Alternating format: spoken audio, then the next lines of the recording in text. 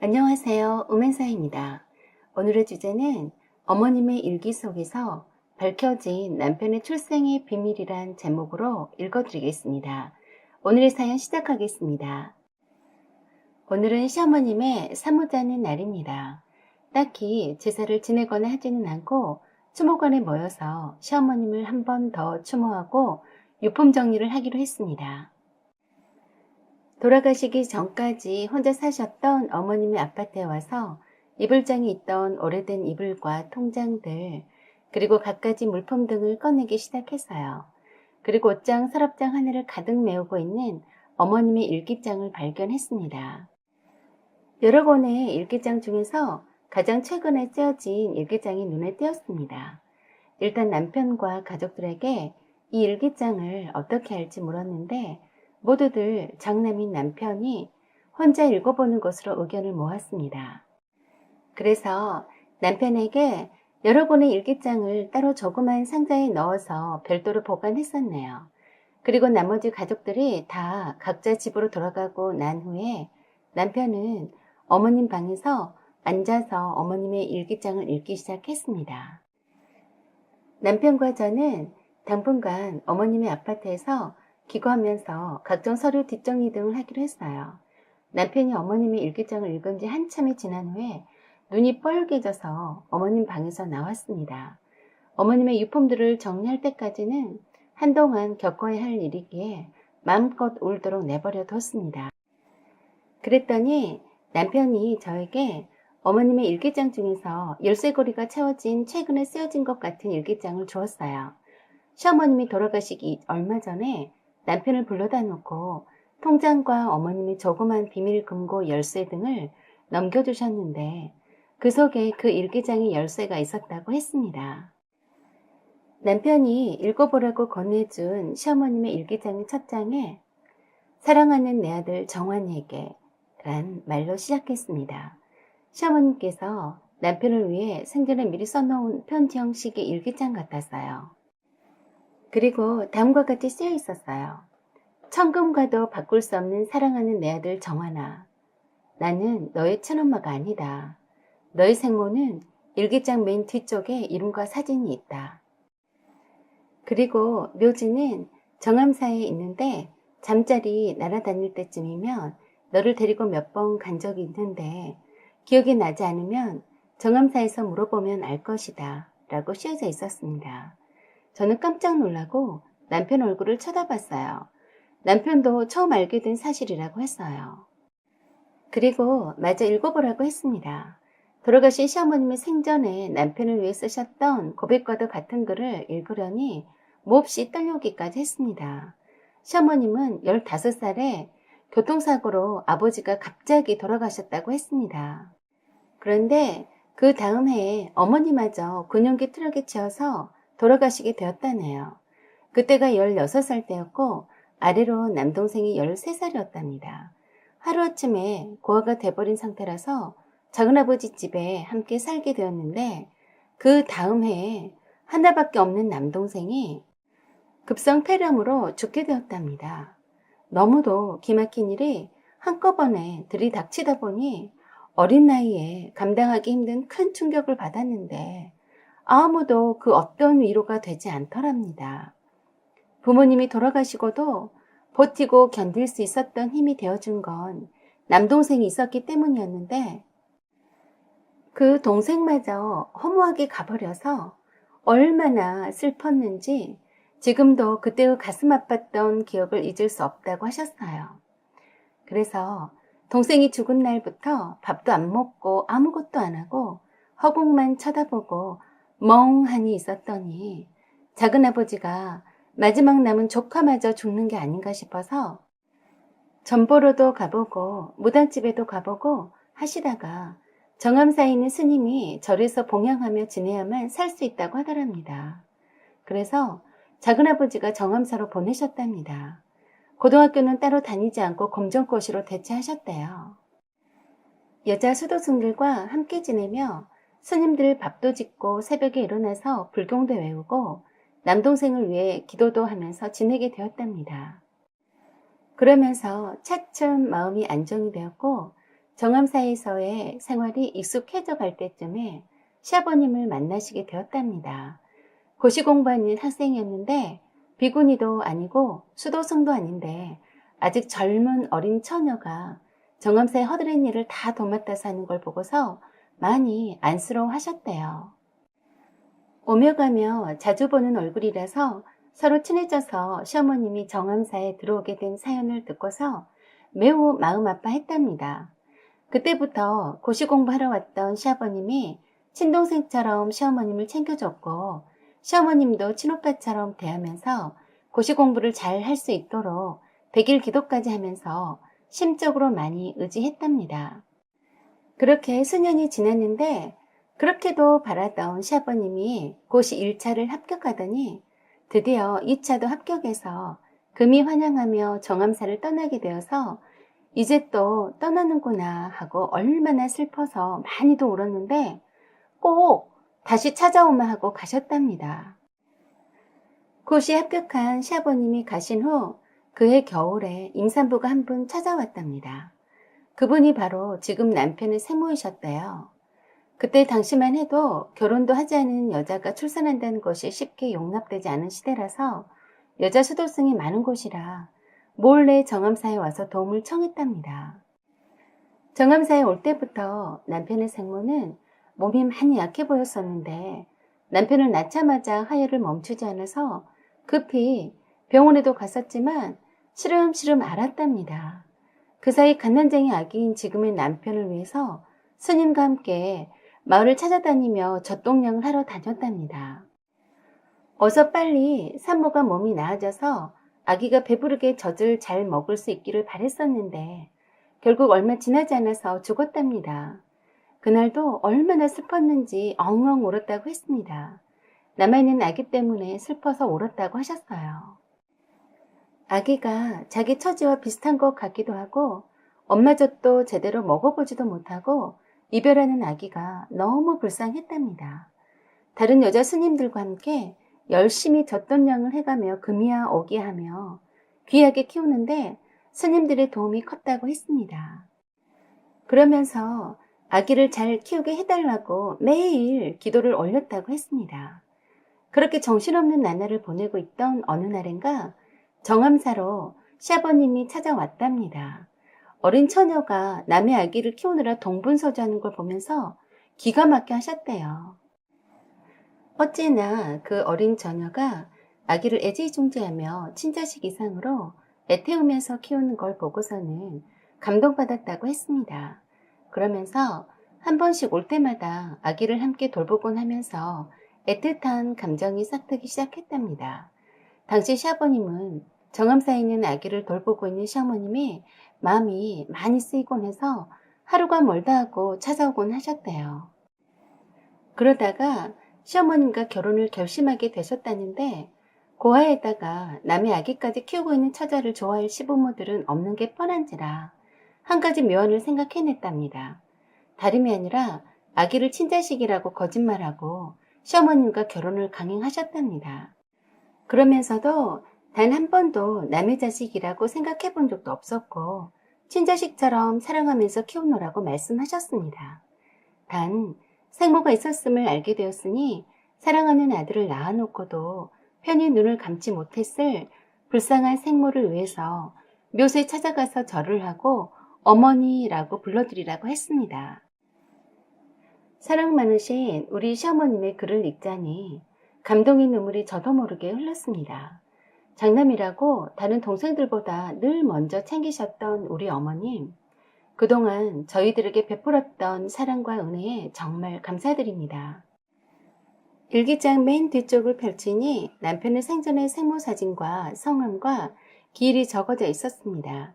내일은 시어머님의 말씀 따라 남편과 함께 정암사로 가서 남편의 생모 묘소 앞에서 절을 올려야겠습니다.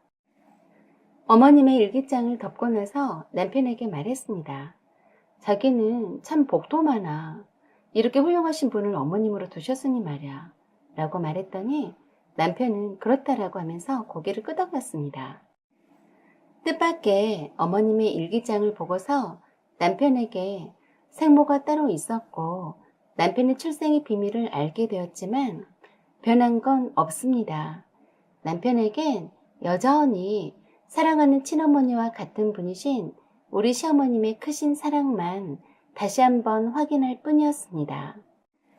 그 뒤로 시간을 내어서 저와 남편은 정엄사로 찾아갔습니다. 어머님의 일기장에 써진 대로 남편의 생모의 성함을 말씀드렸더니 바로 알아차리고 위패를 모신 곳으로 안내를 해주셨는데 매년마다 그 가족 되신 분들이 오셔서 기도를 하고 가신다고 했습니다. 그리고 정엄사 옆에 자그마하게 남편 생모의 묘소가 있었어요. 그래도 가족들이 한 번씩 오는 듯이 조화와 꽃다발들이 있었습니다. 준비한 음식을 간단히 올리고 남편과 함께 큰 절을 올렸습니다. 이제 묘소도 알았으니 매년 찾아뵙기로 했습니다. 가족분들의 연락처를 물었더니 다행히도 기록이 되어 있었습니다. 남편의 생모의 친오빠 되신 분의 연락처를 받아들고 남편은 연락을 할지 말지를 고민했습니다. 그래서 제가 해보라고 했어요. 어찌됐건 피를 나눈 사이이니 못할 것도 없다고 했습니다. 그렇게 해서 남편이 먼저 연락을 하게 되었는데 남편 생모의 오빠 되신 분이 깜짝 놀랐습니다. 아들이 있었는 줄은 정말 몰랐다면서 그동안의 내막을 알려주었습니다. 남편의 생부와 생모는 오랫동안 연애를 하고 결혼까지 약속했답니다. 그런데 남편의 생부가 가난하고 장남이라는 이유로 결혼을 반대하고 다른 사람과 강제로 손을 보게 했더니 어느 날 집을 나갔다고 했습니다. 그래서 할아버지가 남편 생부의 집으로 쫓아가서 딸 내놓으라고 날이면 날마다 지키고 서 있자 남편 생모는 그때 임신한 몸으로 정암사로 피신해 있었던 거랍니다. 그때 남편 생모는 아무한테도 연락하지 말고 숨겨달라고 해서 아무도 연락하지 않아서 남편 생모가 죽었을 때에야 비로소 가족들에게 연락을 했는데 아기 낳다가 죽은 줄도 몰랐고 그전에도 몸이 조금 약했던 터라 병들어 죽는 줄 알았답니다. 알아보니 남편 생부도 이미 돌아가신 뒤였습니다. 이번 기회에 남편 생모와 생부도 누구인지 알게 되었고 남편 생모에 대한 안타까운 사연도 알게 되어서 마음이 아팠습니다. 이젠 저에게는 어머님이 두 분 계시네요. 사랑하는 나의 시어머님과 남편의 생모이신 어머님 두 분 다 하늘나라에서 평안하시길 빕니다. 저희는 행복하게 잘 살다가 나중에 하늘나라에서 뵙겠습니다. 사연은 여기까지입니다. 여러분의 생각과 의견을 힘이 되는 댓글로 남겨주세요. 구독과 좋아요 그리고 알림 설정 부탁드려요. 좋은 날 되세요. 저는 32살 비교적 안정적인 회사에 다니는 예비 신부입니다. 예비 신랑인 약혼남도 같은 회사에서 법무팀에서 근무하는 변호사입니다. 저희는 1년 동안 회사에는 아무도 모르게 교제를 했고 양가 부모님께 인사를 드렸고 결혼 날짜까지 잡아놓은 상태입니다. 남친은 그저 평범한 사람인데 생김새도 못나지도 않고 회사 내에서도 똑똑하다고 인정받을 만큼 말도 잘하고 능력 있어 보여서 마음에 들었어요. 남친은 그때까지 예비 시부모님과 함께 살고 있었습니다. 주말에 결혼식장 예약과 관련해서 오후에 만나기로 했어요. 제가 점심때 친구들과 약속이 있어서 끝나면 연락하기로 했고요. 친구들과는 점심을 간단히 하고 차 한잔 마시고 결혼 준비로 바쁠 테니 빨리 가라고 해서 서둘러 나왔습니다. 그리고 남친 집이 있는 아파트로 갔어요. 아파트 주차장에 들어서려는데 마침 남친이 추리닝 차림으로 밖으로 나와 있는 걸 보고 차를 주차장 입구 갓길에 세워두고 남친을 보려고 나오려던 참이었어요. 그런데 웬 남자아이와 함께 있었어요. 남친에게는 결혼한 누나에게 조카들이 둘이 있는데 3살 딸과 이제 갓 돌 지난 아들밖에 없는데 말입니다. 누구지? 옆집 애인가? 하고 밖으로 나오려는 순간 갑자기 애 엄마처럼 보이는 여자가 그 남자애 쪽으로 가더니 손잡고 가려고 하니까 그 남자애가 남친에게 떨어지지 않으려고 발버둥 치는 겁니다. 그 모양새는 꼭 애가 자기 아빠한테서 떨어지지 않으려고 하는 것처럼 보이더군요. 저는 속으로 누가 보면 애기 아빠인 줄 알겠네 하고 생각할 정도였죠. 누군데 저러지? 라고 생각하면서 차에서 내려서 가려던 중에 그 애는 그 여자가 데리고 건너편 아파트 쪽으로 가더군요. 그런데 남친이 그 애한테 손을 흔들면서 뭐라고 하는데 잘 들리진 않았어요. 그런데 그때 제가 남친을 부르고 다가가자 엄청 놀란 눈치더라고요. 여긴 웬일이야? 언제 왔어? 그래서 제가 저 앤 누구야? 하니까 완전 당황한 눈치여서 이상하다 싶었습니다. 대충 이웃집 아이라면서 자기가 애들을 좋아하니까 한 번씩 운동 겸 나오면 잘 놀아준다고 했어요. 전 그때 그런가 보다 했습니다. 그리고 그냥 지나쳤어요. 그런 후 남친과 함께 예식장 보러 다녔죠. 그리고 남친이 저보고 집에 오기 전엔 꼭 연락 먼저 하고 오라고 하더라고요. 아니, 우리 사이에 무슨 연락을 하고 말고 하냐고 웃긴 짬뽕 같은 소리 하지 말라고 했죠. 그리고 우린 결혼식 준비로 매일같이 만나서 신혼살림 보러 다니고 바빴어요. 그러던 어느 날 남친이 화장실 잠깐 다녀온다며 휴대폰 놓고 간 사이에 전화가 울렸어요. 받을까 말까 하다가 혹시나 해서 받았습니다. 박상진님 전화입니다. 하고 전화 받았더니 어떤 어린아이가 다짜고짜로 아빠! 하는 겁니다. 그래서 제가 아빠? 전화 잘못 걸었네 아가야 하고 했더니 어? 하더니 끊었어요. 그런데 순간 놀랐어요. 전화 발신자명에 샛별이라고 명칭되어 있었습니다. 바로 다시 걸려왔어요. 그래서 제가 아가야 네 아빠 이름이 뭐니?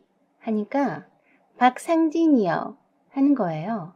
그래서 제가 박상진이가 네 아빠 맞아? 하니까 네 하는 겁니다. 그러고 통화하는 중에 남친이 왔어요. 나는 계속 남친이 보는 앞에서 네 아빠 어디 사는지는 아니? 하니까 우리 아빠 대우 프루지오에 살아요 했어요. 남친 그 광경을 보고 바로 휴대폰을 낚아채더니 전화 끊어버리더라고요. 완전 당황한 표정이 더 의심스러웠죠.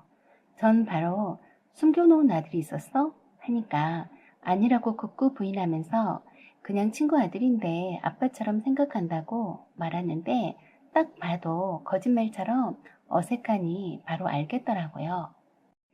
갑자기 현기증이 나기 시작했고 캐물었어요. 샛별이라고 할 만큼 각별한 사이인 것 같은데 그 애하고 어떤 관계냐고요?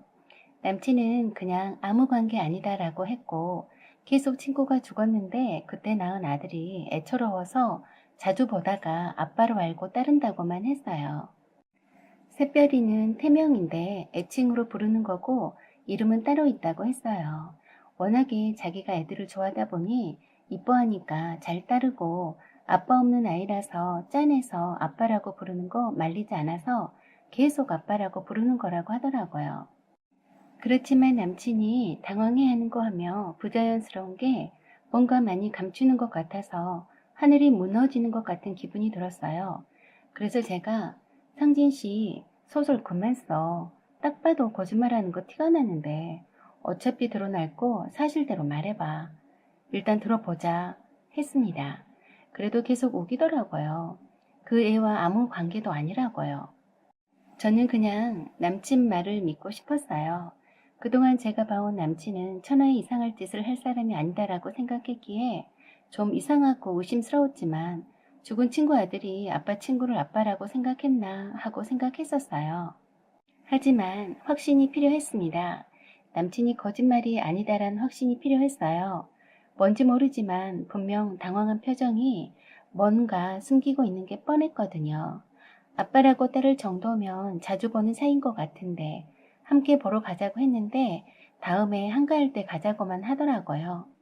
남친 휴대폰은 늘 잠금 장치가 되어 있어서 볼 수가 없었어요. 샛별이 전화번호 가르쳐달라고 해도 가르쳐주지 않았어요. 애한테 전화해서 무슨 주접떠는 말을 하려고 하냐면서 그냥 자기를 믿어주면 안 되냐고 되려 화를 냈어요. 그래서 그것 때문에 한바탕 싸웠네요. 나보다 그 애를 더 생각하는 것 보니 뭔가 있긴 있나 보다 생각했습니다. 제가 결혼을 앞두고 예민한 걸까? 라고도 생각해봤지만 그냥 촉이 이상했어요. 결혼을 앞두고 있는 처지에 가족들이나 친구들에게 이런 말을 꺼내서 걱정 끼치게 하고 싶지 않아서 혼자 끙끙 앓았네요. 저는 전화도 할 정도로 친하고 자주 보는 사이라면서 함께 보자고 하는데도 굳이 마다하는 것이 좀 미심쩍었어요. 오히려 자기를 의심해서 기분 나쁘네 어쩌네 하고 이상한 쪽으로 몰고 가더군요. 제가 남친을 말로는 못 당하는 터라 더 답답하긴 했지만 살살거리는 남친 때문에 그래, 설마하니 내 남친이 그럴 사람은 아니겠지 하며 생각하게 되었습니다.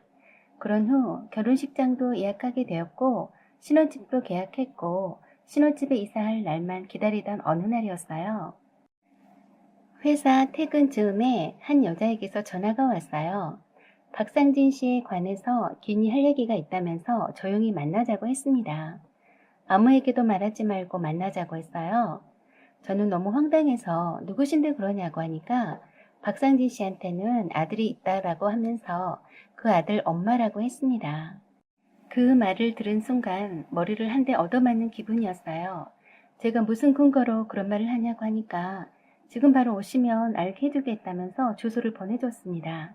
결혼 청첩장을 봤다면서 결혼식 하기 전에 알아야 할 것 같아서 연락한 거라며 오면 다 얘기해주겠다고 했어요. 주소를 보니 남친이 사는 집 바로 옆에 있는 소형 아파트였어요. 기분이 참 묘하고 심장이 떨리더군요. 혼자 가기가 두려워서 동생을 불러서 함께 갔습니다. 그런데 기다리고 있던 여자는 본 적이 있었네요. 남친 아파트 주차장 입구에서 남친과 놀던 남자애를 데리고 가던 그 여자였어요. 그리고 잠들어 있는 남자아이도 그 애가 맞았고요. 전 할 말을 잃었습니다. 동생이 제 대신 많이 물어주었어요.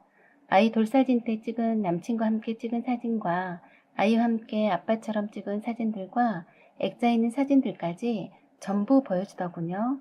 그리고 최근에 찍은 아이와 다정하게 찍은 사진도 보여주었어요.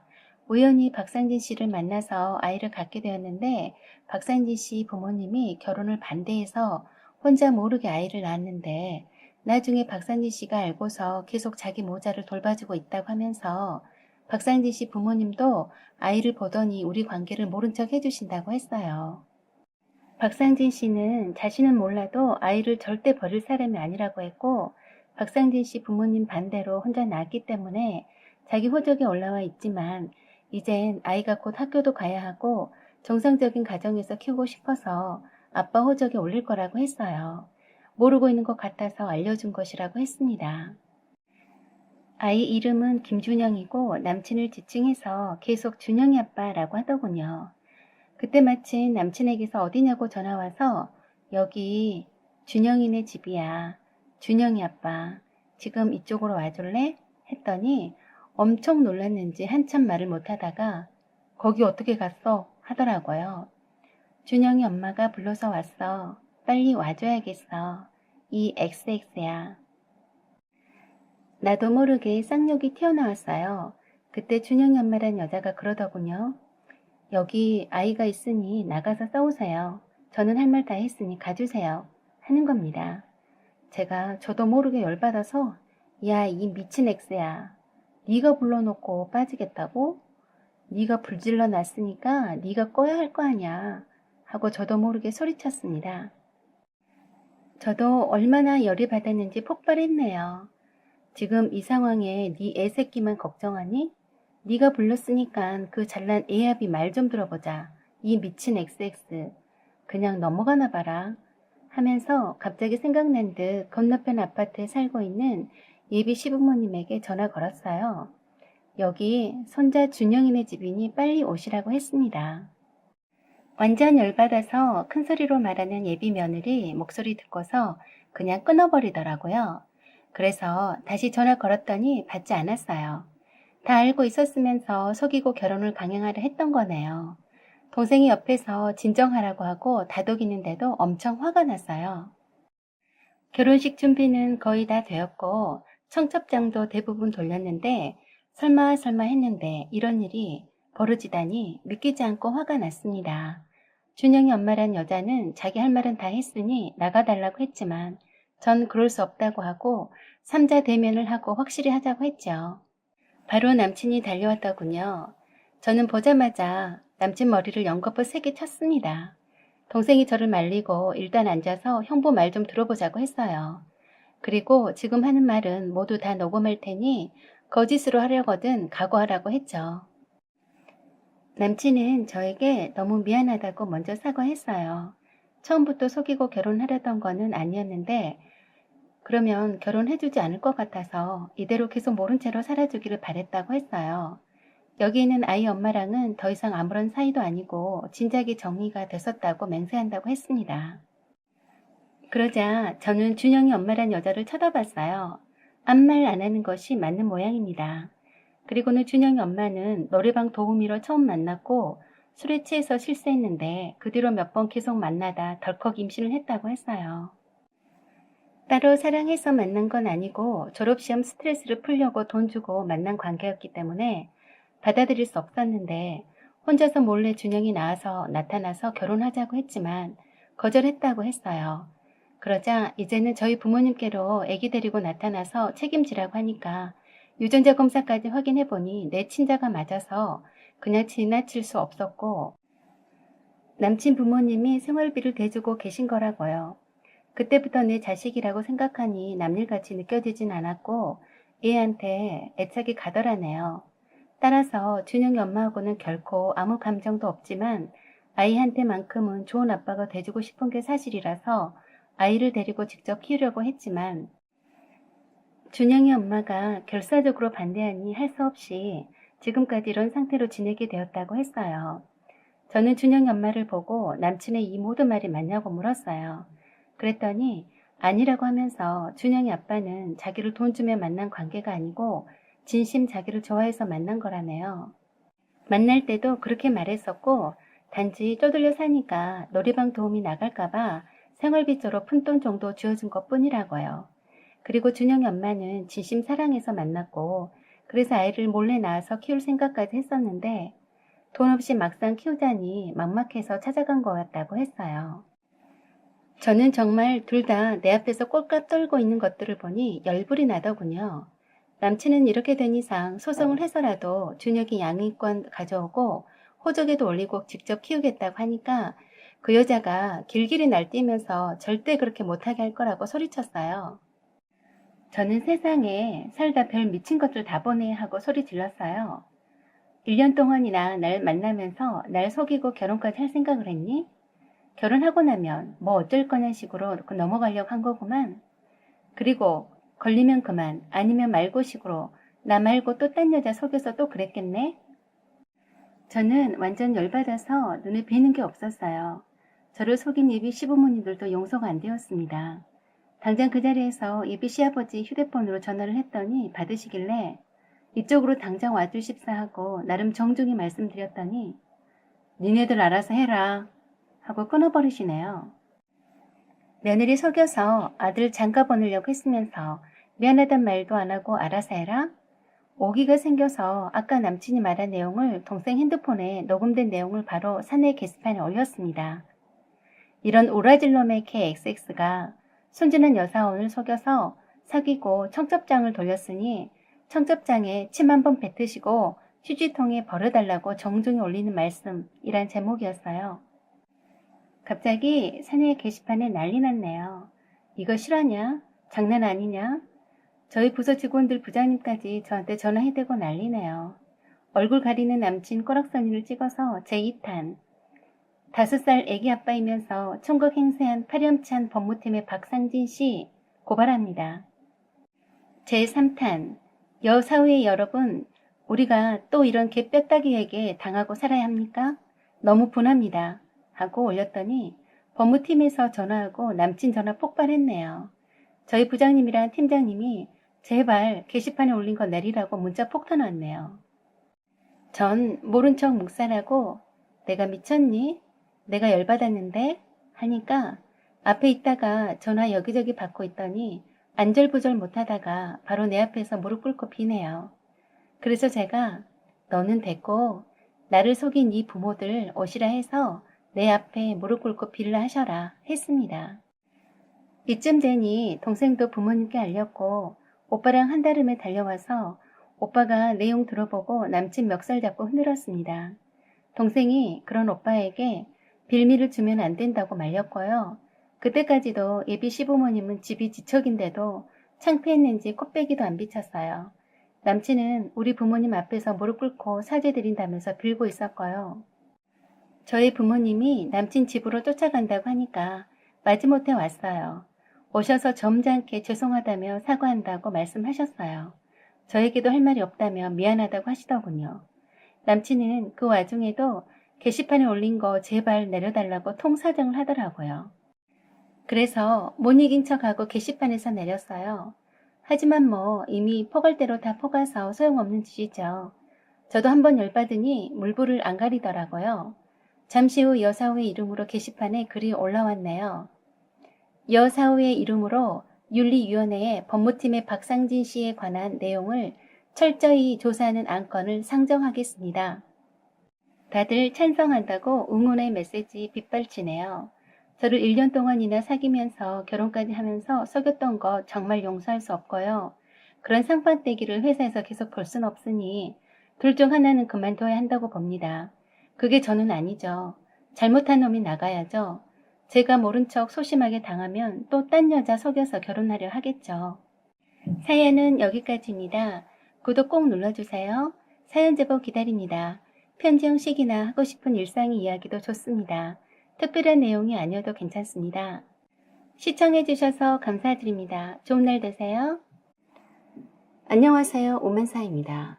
오늘의 사연은 작은 오빠의 여자친구가 처음 우리 집에 인사하러 왔는데 더럽다면서 기겁을 하고 도망을 갔습니다. 란 내용으로 읽어드리겠습니다. 저에게는 오빠가 둘씩이나 있습니다. 큰오빠는 이미 결혼해서 애가 둘이 있고요. 둘째 오빠는 32살인데 아직 미혼입니다.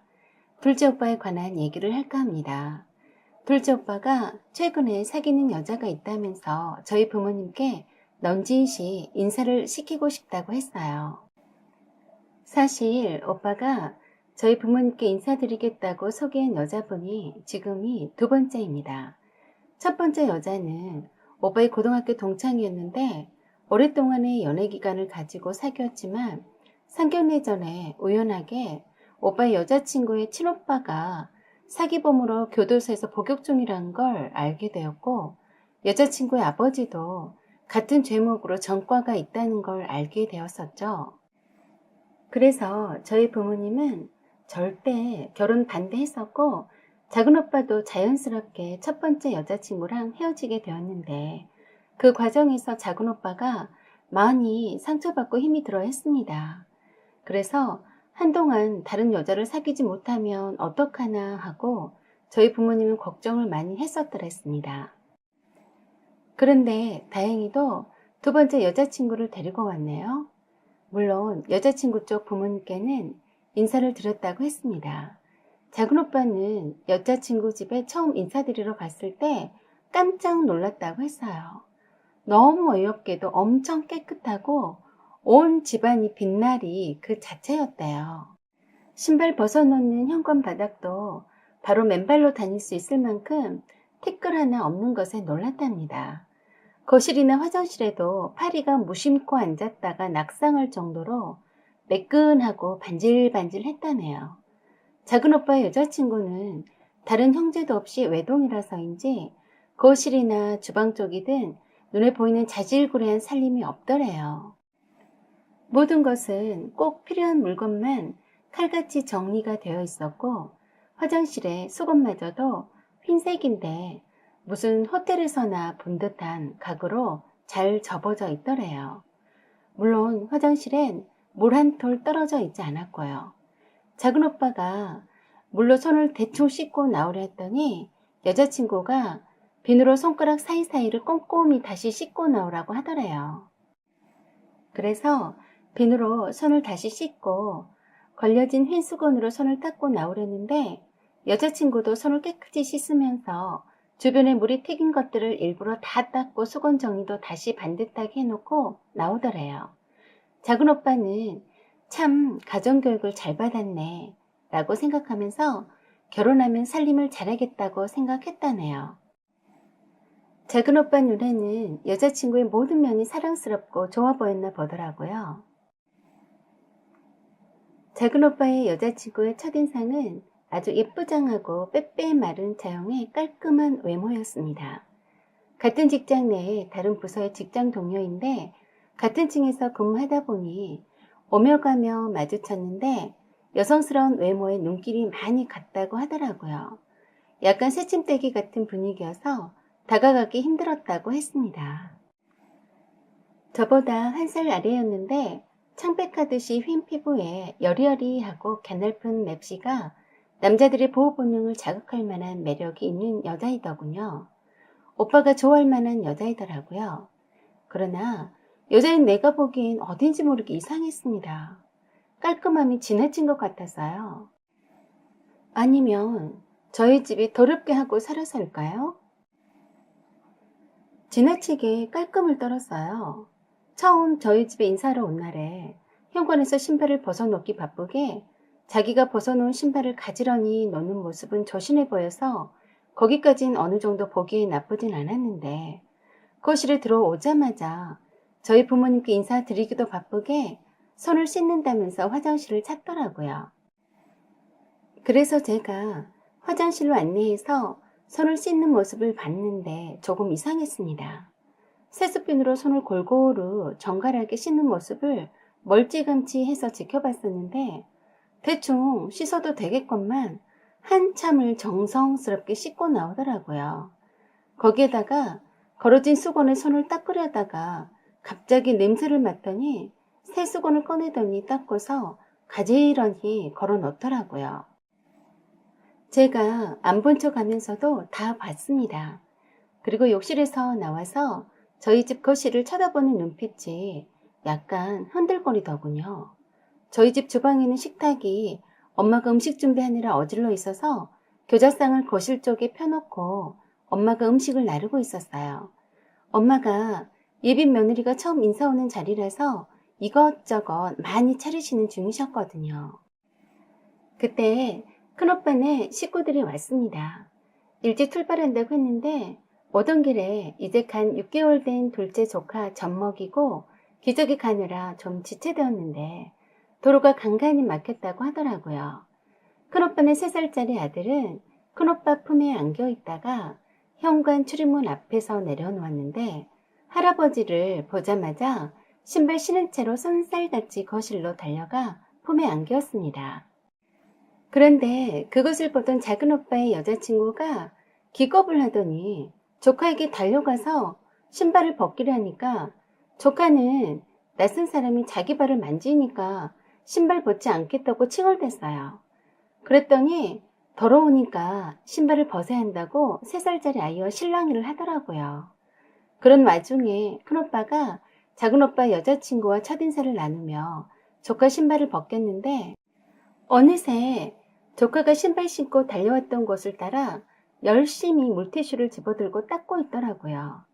그래서 제가 나서서 닦겠다고 하고 손님이 앉아 계시라고 하고 대충 눈에 띄는 것만 닦았더니 어느 순간 보니 성에 안 찼는지 더럽지도 않는데 꼼꼼히 다시 닦고 있어서 깜짝 놀랐습니다. 작은 오빠한테도 눈치를 주면서 더러우니 밀걸레 가져와서 닦으라고 하는 것 같았습니다. 작은 오빠는 깨끗한데 뭘 그러냐는 식이었고요. 작은 오빠의 여자친구는 뭔지 모르지만 내내 좀 불편한 표정이었습니다. 식사도 파리 똥만큼만 먹고 엄마가 큰맘 먹고 비싼 제주갈치 큼직한 걸 사서 어려운 자리라서 잘 먹지 못할까 봐서 젓가락으로 뼈를 다 발라서 따로 소접시에 먹으라고 줬는데도 먹는 신용만 겨우 하고서는 거의 남겼더라고요. 그리고 옆에다가 화장지와 물티슈를 무슨 보물단지 마냥 두고서 보기에도 지나치게 자기가 앉아있는 주변에 이곳저곳을 닦기 바빴어요. 제가 보기에도 눈에 거슬리더군요. 작은 오빠도 눈치가 보였는지 여자친구에게 더럽지도 않은데 그만 닦으라고 하는 것 같았어요. 작은 오빠는 사랑스러운 자기의 여자친구가 깔끔한 편인 줄은 알고는 있었지만 있는 그대로의 모습을 보여주고 싶어서 작은 오빠 방도 평상시 모습 그대로 꾸밈없이 보여주었어요. 엄마가 작은 오빠 여자친구가 인사로 오는데 오빠 방이 더러우면 안 된다고 해서 저보고 오빠 방을 치우라고 했는데 대충 보이는 곳만 정리하고 청소기를 간단히 돌렸었네요.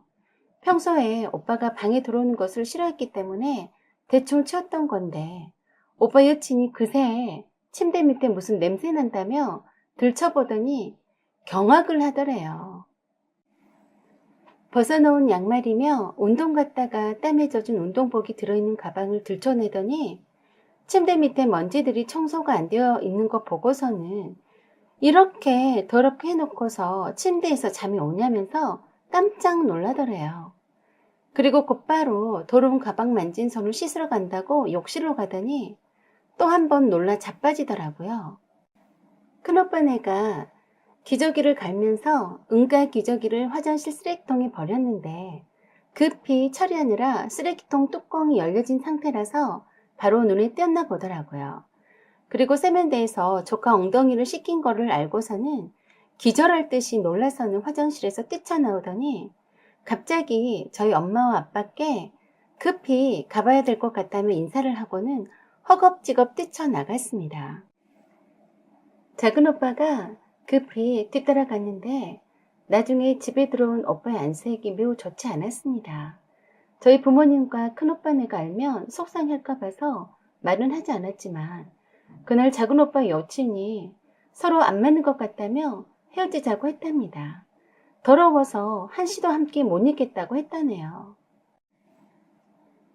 저희 집이 깔끔한 편은 아니지만 보통 가정이고 평균 가정의 표본이라고 생각됐는데 더럽게 느꼈다니 어이가 없었습니다.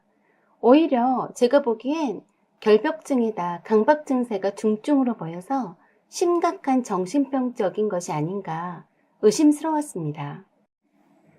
작은 오빠는 여자친구가 우리 집을 와서 현관에서부터 거실과 화장실 그리고 주방에서부터 오빠 방까지 깨끗한 곳을 찾아볼 수 없다면서 더러워서 잠깐도 있을 수 없어서 뛰쳐나왔다는 말에 매우 충격 먹었다고 했습니다.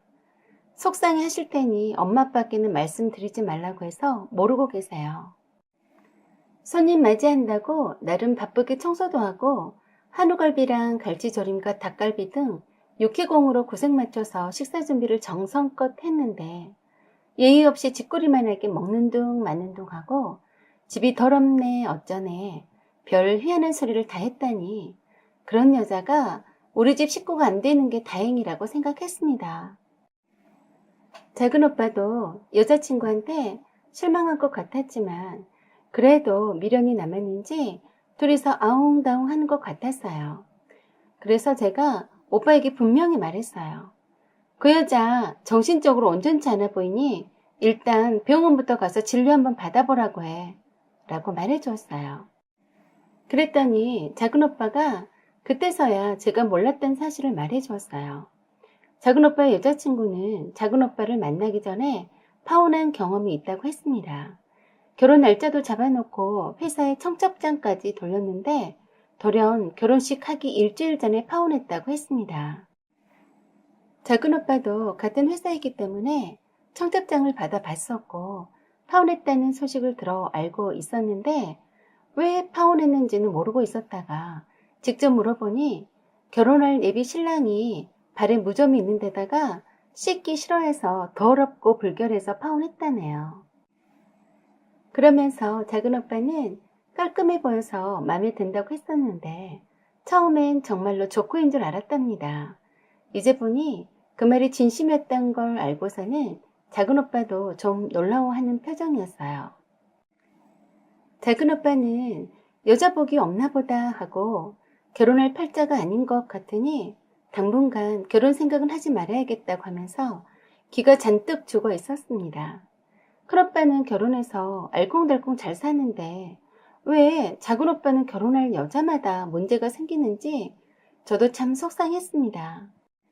참고로 저희 집 생각하시는 것처럼 절대로 더럽지 않습니다. 손님 맞이한다고 해서 나름 충분히 청소했었고요. 오해하지 않으시길 부탁드립니다. 오빠 몰래 엄마랑 유명한 점집이나 무당한테 조언이라도 들을 겸 해서 가볼까도 생각해봤습니다. 엄마가 예전에 우연하게 저희 형제들의 사주를 보신 적이 있으셨는데 저와 작은 오빠는 일찍 결혼하면 안 된다고 한 적이 있었다고 하셨습니다.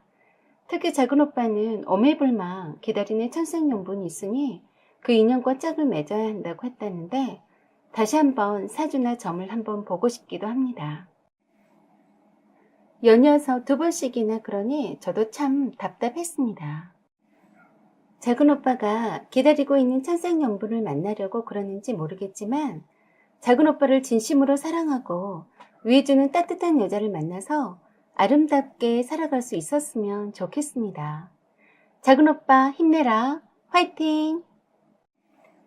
인생에 있어서 가장 중요한 3가지 사건이 있다면 그건 바로 삶과 죽음 그리고 결혼이 아닐까 생각해 봅니다.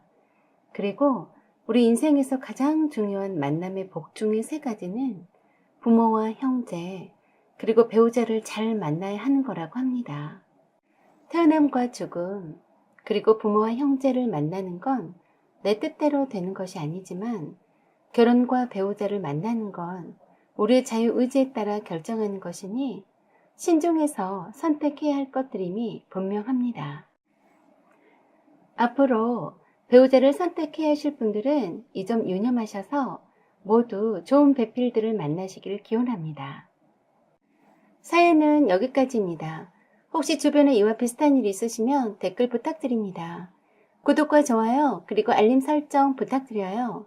여기까지 시청해주셔서 감사드립니다. 좋은 날 되세요. 안녕하세요. 오면사입니다. 오늘의 사연 읽어드리겠습니다. 저는 35세 5살 난 아들을 둔 직장맘입니다.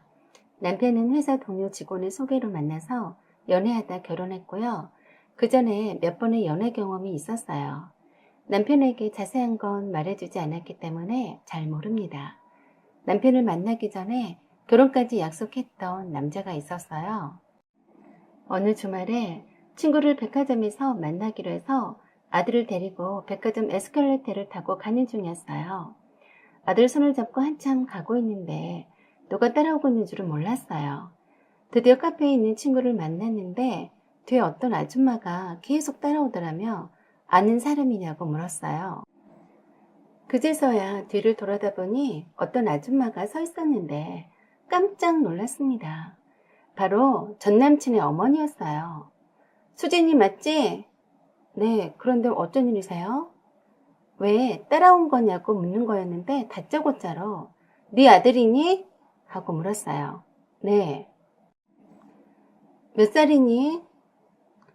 5살인데 왜 그러세요? 하니까 결혼했다는 소식은 들었다면서 자꾸 제 아들한테 관심을 두는 거였어요. 좋겠다. 쳐다들이니? 네. 좀 불쾌했어요. 오늘은 재수가 없는 날인가 보다 했어요. 전 남친의 어머니를 만나다니 거기에다가 소름 끼치게 내 아들한테 할머니 미소 지으며 쳐다보는 것이 매우 마음에 들지 않더군요. 정말 밥맛 떨어지는 얼굴을 본 터라 기분이 별로 좋지 않아서 똥 씹은 표정으로 있었더니 하는 말이 우습네요. 넌 여전하구나? 하고는 자기 갈 길 가더라고요. 마귀알몸 같은 여자, 다시는 보고 싶지 않아서 소금이라도 있으면 뿌려주고 싶었습니다. 전 남친의 어머니, 정말 기억하고 싶지 않을 만큼 표독스러운 아줌마네요. 저 아줌마 때문에 전 남친과 헤어졌습니다. 전 남친이 소탈한 성격이라서 전 남친의 집안이 그렇게도 대단한 줄은 몰랐습니다. 결혼할 여자로서 처음 인사드리러 갈 때서야 대골 같은 집을 보고서 전 남친이 잘 사는 집에 자식이 없구나 싶었죠. 전 남친이 조금이라도 자기 엄마에 대해서 귀뜸이라도 해줬으면 그렇게 제가 상처받고 헤어지지는 않았을 텐데 지금 생각해도 치가 떨립니다. 전 남친은 치대생이었어요. 어느 날 친구가 뜬금없이 치대 연극부 동아리가 학교 강당에서 공연한다는데 구경 가자고 하더라고요. 제가 연극을 간간히 취미 삼아 보러 다니거든요. 그리고 안내 팜플릿에 이름 석자를 동그라미 쳐주면서 일전에 저에게 말해주었던 친오빠의 친구인 서봉수란 오빠가 오늘 메인 분의 주인공이라고 말해주었는데 분장을 해서 잘 못 알아보겠더라고요. 뭐 연극은 봐줄만 했고요. 사람들도 엄청 많이 온 것 보니 대단해 보였습니다. 공부하기도 바쁠 텐데 연극 연습을 어떻게 다 하고 무대에 올렸는지 대단해 보이더라고요. 1부가 끝나고 2부 후반부쯤에 관객을 대상으로 관객에게 눈을 감아달라는 멘트가 나와서 눈을 감았어요. 그런데 무언가 주변이 부산하더니 내 무릎에 누군가 무엇을 큼지막한 게 놓고 간 것 같았습니다. 그리고 눈을 떠도 좋다는 멘트와 함께 그 무대의 주인공이 말을 이어갔습니다. 관객들 중에 한 분 중 아주 아름다운 분에게 제가 진솔한 사랑의 고백의 표시로 꽃다발을 바쳤습니다. 저의 진실한 마음을 표현하고 싶었습니다. 하는데 사람들이 누구지? 하며 찾다가 모두들 저를 쳐다봤습니다. 제 무릎 위에 커다란 꽃다발이 눈에 띄게 얹어져 있었거든요.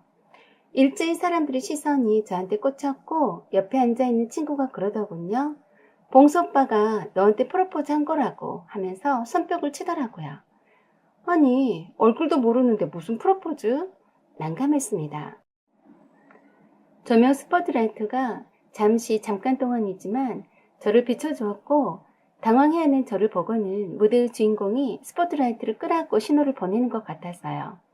그러면서 그녀는 저를 잘 모르고 있고 그저 친구 따라 온 것뿐이라서 매우 당황했을 것이라면서 그러나 자신은 오래전부터 잘 알고 있었고 선뜻 다가가지 못하고 주변에서 맴돌기만 했었다고 했습니다. 그리고 너무 쑥스러워서 대시하기가 힘들었는데 연극 무대 처음으로 주인공으로 데뷔하게 되는 뜻깊은 자리에서 그녀에게 마음을 어떻게 하면 잘 어필할 수 있을까 싶어서 대본을 각색해서 자기의 마음을 보여주고 싶은 시간을 만들어보고 싶었다고 했습니다. 그녀가 자기 마음을 믿어주고 받아주면 정말 행복하겠다며 무대 연극이 끝날 때까지 잘 지켜보면서 자기 마음을 받아달라고 멋지게 말을 했습니다. 다들 손뼉치면서 환호를 던졌고 지금 나한테 하는 얘기 아니지? 하고 옆에 친구한테 말했더니 바보야, 너한테 하는 소리잖아. 오빠 멋있어. 하는 겁니다. 저는 사실 마음에 와닿지 않았어요. 생판 처음 보는 사람이었거든요. 그런데 저를 알고 있었다니 안 믿겼어요. 마지막 무대 피날레를 마치자마자 분장한 채로 저에게로 달려왔어요. 사람들이 다 쳐다보고 난리 났습니다. 저는 별로 이렇게 떠들썩하게 다른 사람의 이목을 집중하는 것을 좋아하지 않는 성격이었죠.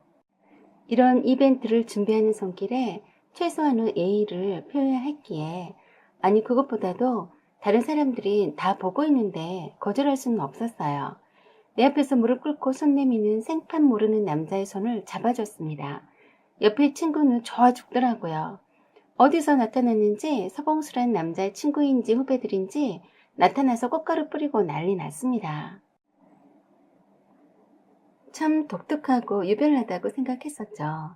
제 취향은 아니라서 예의상 손잡아 준 것뿐인데 난리 발광이었어요. 분장한 얼굴이라 진짜 얼굴도 모르는데 바로 사귄다니 말이 되나요? 약간 여자의 심리를 잘 모르는 것 같았어요. 열정만 앞서는 순수한 사람일지도 모른다고 생각도 했었죠. 그렇게 인연이 된 서봉수란 사람은 저를 엄청 좋아했습니다. 감수성이 꽤 예민한 사람이었어요.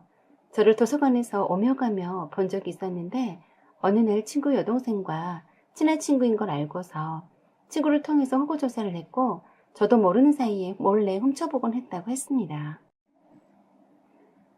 조별과제 모임 때문에 주로 도서관 1층 휴게실 공간을 자주 사용했는데 제 친구한테 정보를 입수하고 저를 보러 휴게실까지 왔었다고 하더라고요.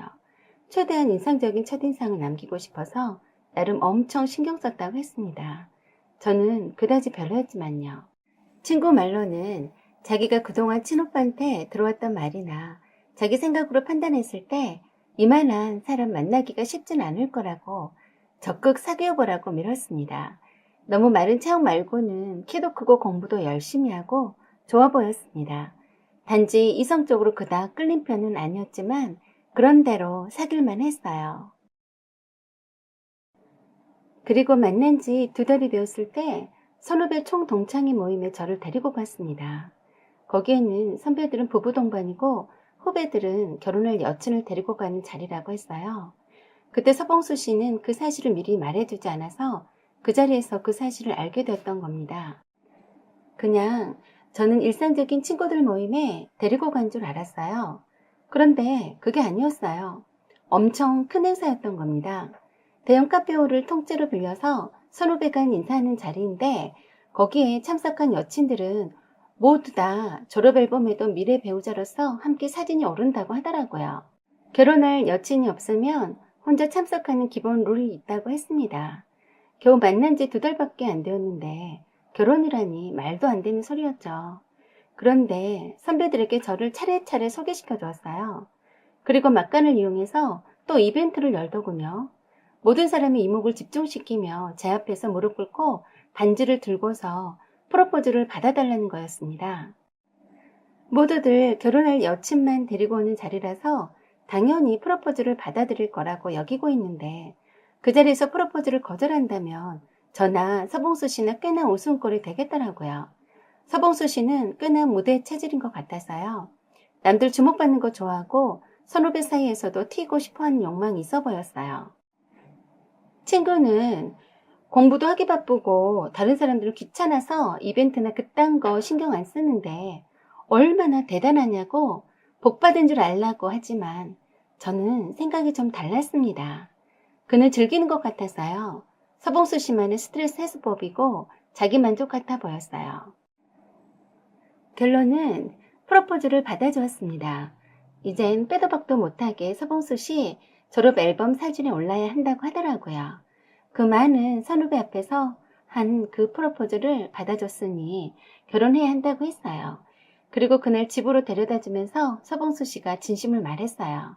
사실 쪽지 시험이다 뭐다 해서 자주 못 만나서 마음이 멀어질까 봐서 늘 불안해서 공부가 집중이 안 된다고 하더군요. 언제라도 금방 날아가 버릴 것만 같아서 힘들다고 하면서 다음 달에 결혼하자고 했어요. 그러면서 장모님께 인사드리러 가고 싶다고 했습니다. 결혼할 땐 아무것도 필요 없다고 하더군요. 몸만 오면 된다고요. 그 말에 조금 감동을 먹었어요. 정말 저를 좋아하는 것 같은 진심이 보였기 때문이었죠. 그 다음날부터 매일 저희 엄마한테 서봉수 씨가 전화했어요. 장모님, 장모님 하면서 인사드리러 가겠다며 좋은 사위 되겠다며 살갑게 전화를 했습니다. 그리고 일주일 후에 저희 집에 인사하러 왔습니다. 저희 엄마에게는 모든 조건이 좋았었죠. 치대생이라면 열쇠고리 몇 개 정도 요구하는 집도 많다던데 그것도 싫다 하고 몸만 데리고 간다고 호언장담하고 예단 예물도 모두 허례이니 생략한다 하고 결혼만 빨리 서두르고 싶다 했거든요.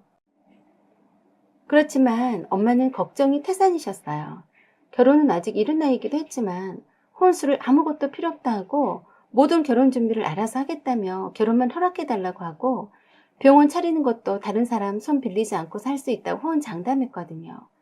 친구 말로는 서봉수 씨네 집이 엄청 잘 사는 집이라고 했습니다. 솔직히 집안도 부유하고 치대생이고 저만 좋다고 몸만 오라고 하고 저희 부모님한테도 찰지게 잘하고 흠잡을 데가 없어 보였습니다.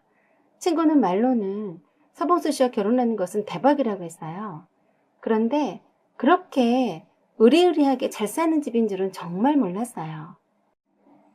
저희랑 사는 수준 자체가 달랐습니다. 의리의리한 집에 너무 놀랐어요. 일하는 아줌마도 한두 명이 아닌 것 같아서요.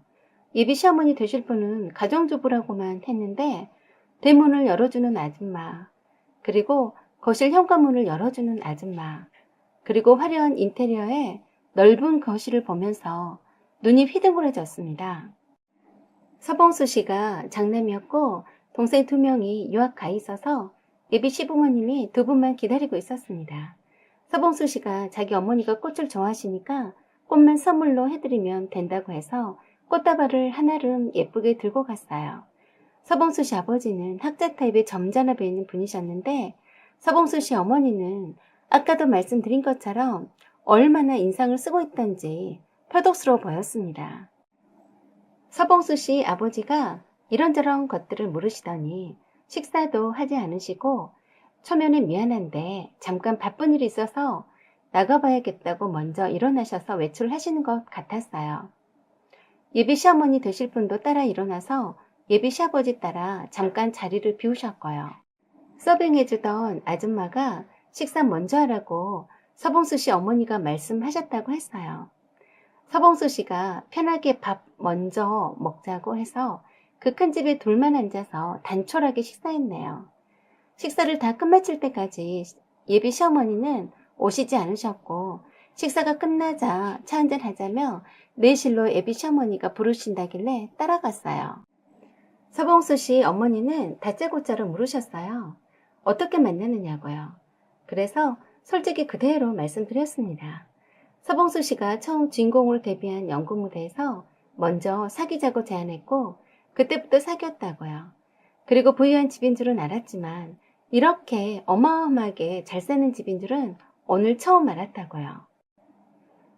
왠지 분위기가 냉랭해서 조금 불쾌했었거든요. 아들의 결혼할 여친이 인사드리러 왔는데 한 분은 바쁘다는 핑계로 자리를 뜨고 또 한 분은 핑계거리도 없이 초대해놓고 함께 식사도 하지 않는 걸 보면 대놓고 너 마음에 안 들다고 보여주시는 것을 뻔히 알겠더라고요.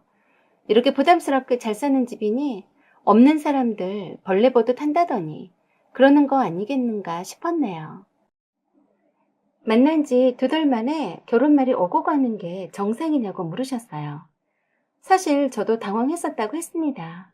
하지만 서봉수 씨가 하도 밀어붙이는 바람에 서두른 거라고 했더니 그건 핑계라고 하면서 치대생에다 부잣집 아들이니 빨리 잡아서 후딱 결혼을 해버릴 작정이 아니었냐며 이 결혼을 허락할 수 없다고 했습니다. 대신에 생활비를 지급해 줄 테니 서봉수 씨와 동거는 해도 좋다고 하시더라고요. 단 피임한다는 조건과 자기 아들이 결혼을 하게 될 때까지만 내연녀로는 허락하겠다고 했어요. 참 희한한 말을 다 듣고선 무척 놀랐습니다. 뜻밖의 말을 듣고서 무슨 말을 해야 할지 모르겠더라고요. 지금 생각해보면 뭐라도 뒤집어 엎어놓고 올 것을 후회가 되었어요. 저는 그렇게 말했습니다. 저는 오늘 아드님 말씀 따라 아드님이 결혼할 여자로서 인사드리러 온 것이지 다른 이유는 없습니다. 결혼을 반대하신다는 말씀으로 알아듣고 가보겠습니다. 하고 일어났더니 화를 내시더군요.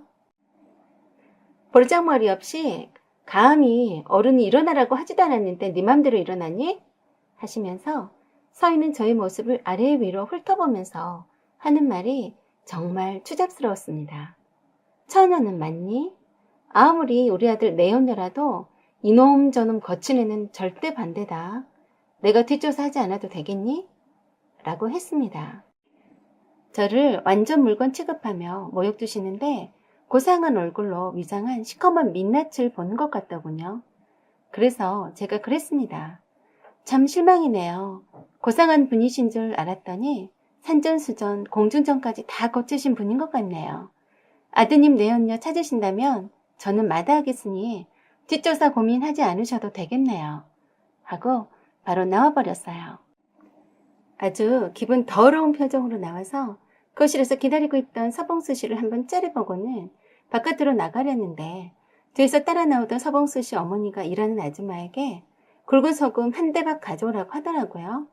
그러더니 정말 불쾌하게도 나가려고 현관에서 신발 신고 있는 저를 향해서 재수없다며 대놓고 뿌리시는 겁니다. 그러면서 일하는 아줌마에게 제가 밟는 곳마다 따라 나가면서 문 밖에까지 소금을 뿌리라고 지시하더라고요. 정말 치욕스러웠습니다. 서봉수 씨는 자기 엄마에게 미쳤냐며 소리 지르는데 되려 돈 보고 달려드는 여자는 돈 주고 사서 쓰면 된다고 하시면서 만난 지 2달 만에 결혼으로 뽕을 빼겠다는 여자가 정상이냐고 야단하더라고요. 그리고는 제가 정원 마당을 거쳐서 대문 밖으로 걸어가는 자리마다 뒤따라오면서 일하는 아줌마가 소금을 뿌려댔습니다. 정말 치욕스러워서 눈물까지 다 났어요. 서봉수 씨는 쫄래쫄래 따라 나오면서 자기 엄마가 뭔가 오해를 하신 것 같다며 자꾸 미안하다며 집까지 바래다 준다는 것을 단호히 거절하고 바로 택시 타고 와버렸습니다. 그리고 그 뒤로 절대 만나지 않았습니다. 친구 말로는 그에 유급당하고 휴학까지 했다고 했어요. 몇 번 집에까지 찾아오기도 했지만 절대로 만나주지 않았습니다. 친구 말로는 그 뒤로 결혼했다는 말을 들었는데 결혼 생활이 원만치 않다고 하더라고요. 결국엔 이혼 절차까지 밟고 있다고 들었습니다. 결혼한 후에도 가끔씩 친구를 찾아와서 저에 대해서 물어본다고 하더라고요. 그러던지 말던지 처음 인사드리러 갔을 때 뒤에다 소금 뿌리는 걸 보고는 서봉수 씨도 정남이 떨어졌어요. 소식 알고 싶지도 않았습니다. 그런데 왜 손잡고 가는 내 아들을 보고 따라왔는지 이해가 안 되네요. 혹시 서봉수 씨 핏줄이 아닌가 하고 의심한 걸까요? 돈으로만 온몸으로 처발랐지 인성은 시궁창에 걸레맛도 못하는 수준이라 별 희한한 상상을 다 했을지도 모르겠네요. 내 아들 보고 그런 상상을 해서 따라왔다면 정말 구역질납니다. 그럴 일이 없겠지만 다시 만난다면 꿈 깨시라고 말씀드리고 싶네요. 별짓거리를 다 해서 부잣집 만나님 자리를 꿰차고 있는 것 같은데 더러운 당신의 피는 전혀 섞여 있지 않으니 불결하게 내 아들 쳐다보지 말라고요. 오늘같이 재수없는 인간 만날지 모르니 굵은 소금을 한 움큼씩 가지고 다녀야겠습니다. 이미 결혼해서 아들 낳고 행복하게 잘 살고 있는데 재나 뿌리지 않을까 걱정이 되네요. 오늘처럼 우연이라도 다시는 서봉수 씨 어머니를 만나는 일이 없기를 바라네요. 사연은 여기까지입니다. 여러분의 생각과 의견을 댓글로 남겨주세요. 구독과 좋아요 그리고 알림 설정 부탁드려요. 사연 제보도 기다립니다. 여기까지 시청해주셔서 감사드립니다. 좋은 날 되세요. 안녕하세요. 오늘은 자격지심에 미친 제 남편 사연입니다. 남편은 결혼 후 언제부터인가 저희 친정에 안 가려고 했습니다. 결혼한 지 5년째인데 저보고 애 둘 데리고 혼자 다녀오라고 했습니다.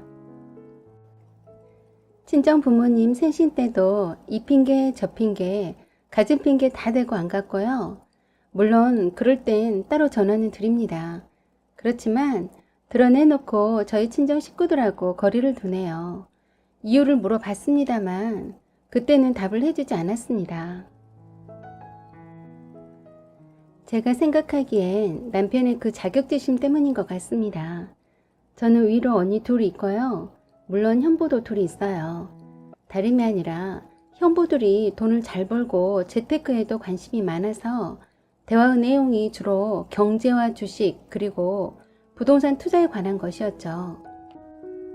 비록 저희가 결혼한 지 5년이나 되었지만 언니 둘 다 늦게 한 결혼 탓에 큰언니는 4년 되었고 작은언니는 6년 되었어요. 그런데 두 언니들 모두 다 형부 덕분에 매년 자산이 눈에 띄게 증가했습니다. 남편이 아마 기죽어서 그런가 생각됩니다. 결혼 후 2년쯤에 주식으로 돈을 많이 잃었었거든요. 그런데 두 형부들은 주식으로 수익 잘 내고 있고 부동산 투자도 잘하고 있어서 그래서 기죽어서 그런 거 아닌가도 생각했습니다. 아무리 그래도 친정 부모님 생신일인데도 안 가고 모처럼 모이는 언니들과 형부들과 만나는 자리인데 지 멋대로 가기 싫다고 하는 건 이해가 되지 않았습니다. 따로 형부들이 자꾸 물어보는데 저도 핑계대고 말하느라 힘들었고요.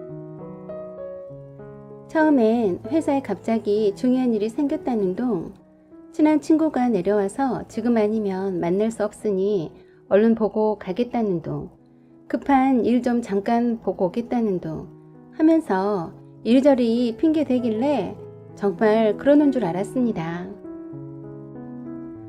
그런데 그게 반복되더라고요. 이번에 친정엄마 생신 축하 겸 해서 토요일 점심 때 미리 약속하고 친정 식구들 모두 모이기로 했습니다. 늦잠 자는 남편에게 깨우면서 물었네요. 오랜만에 어머니한테 다녀올까? 하고 시어머니한테 가자고 떠봤더니 금세 아 그래? 그렇잖아도 가본 지 오래돼서 가보려던 참이었는데 코로나 때문에 복지관에도 못 나가고 답답하실 텐데 가보자 하는 겁니다. 그래서 제가 오늘 피곤하진 않겠어? 가면 저녁 때는 올 텐데 괜찮아? 응, 괜찮아. 삼겹살 사가지고 가서 엄마랑 구워 먹고 저녁까지 먹고 오자. 얼른 애들 챙겨서 다녀오자 하면서 씻으러 욕실로 가더군요. 욕실에서 나온 남편에게 야채즙 한 잔 먹이면서 말했습니다. 사실 친정엄마 생신일 며칠 전이었는데 모르고 있었지? 그랬더니 그래? 말해주지 그랬어.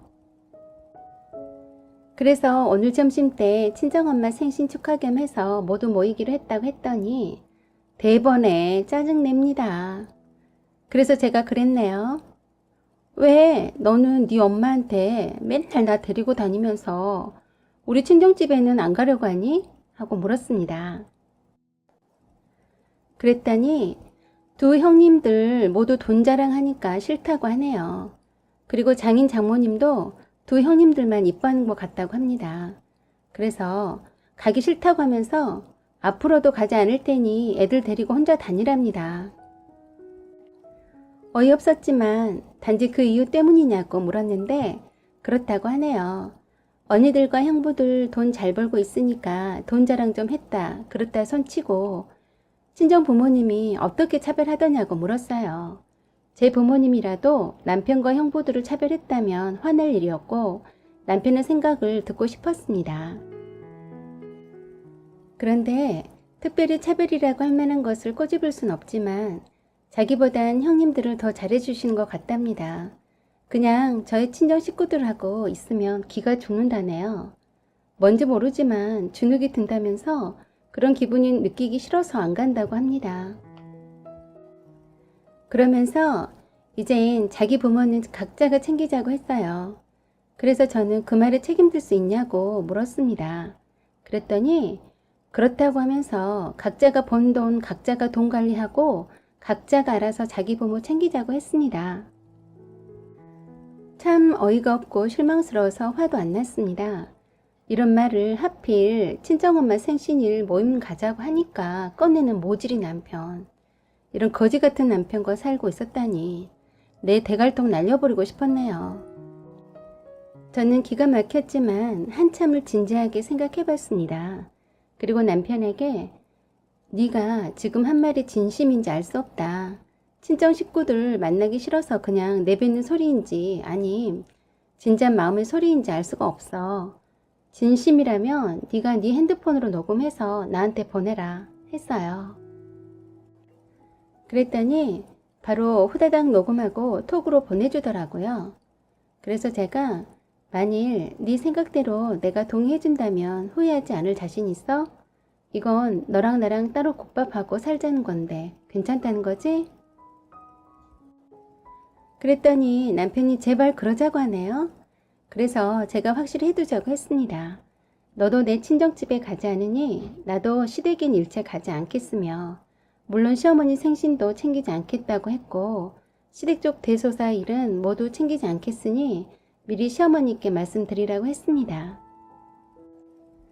따로 국밥이니 앞으로 밥은 네가 네 거 알아서 챙겨 먹고 생활비 공동 지출비는 똑같이 반반 내고 공동 지출비는 모두 네 총장에서 자동이체로 바꾸고 육아교육은 내가 전적으로 전담하고 있으니 네가 육아교육비는 다 부담하고 시어머니에게 생활비로 매달 드린 130만 원은 이제 못 드리니 네가 알아서 해라 했어요. 동의하면 수락하겠다고 했더니 바로 동의한다고 했습니다. 그리고 그런 대화 내용을 증거자료로 모두 녹음했습니다. 그리고 저는 애들 데리고 가벼운 마음으로 친정엄마 생신 식사 자리에서 즐겁게 지내다 왔어요. 친정 식구들 그동안 눈치챘는지 늘상 안 나타나는 남편 소식 더 이상 궁금해하지 않았고요. 며칠 있다 언니들과 이 문제를 함께 의논해보려고 했어요. 제 계좌로 연결된 자동이체 모두 끊었고요. 제가 들어놓은 애들 보험도 수익자를 제 앞으로 돌려놓았고요. 남편 보험의 수익자도 제 앞으로 되어 있는지 확인했고 남편이 알만한 내 통장 비번도 바꿨고요. 휴대폰 잠금 장치도 새로 바꿨습니다. 무슨 유난을 떠냐고요? 따로 국밥하지 않는 남편을 어찌 믿습니까? 이 정도면 남보다 못한 관계가 될 수도 있는 거라 생각되었고 만일을 대비해야죠. 이미 실망한 남편 붙잡고 아웅다웅하기 싫었습니다. 남편 밥 안 차려주고 애들 먹을 것만 챙겨도 엄청 소홀하더군요. 남편을 포기하니 참 마음도 편안해졌어요. 지낼만 했습니다.